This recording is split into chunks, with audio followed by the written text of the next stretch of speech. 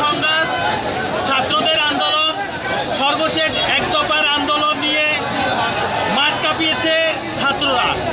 গতকালও ব্যাপক সংঘর্ষের ঘটনা ঘটেছে চট্টগ্রামের নিউ মার্কেট এলাকায়।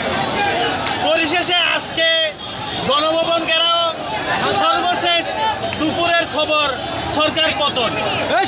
এই পতনের খবর শুনে বন্দরনগরী চট্টগ্রামে উৎসবে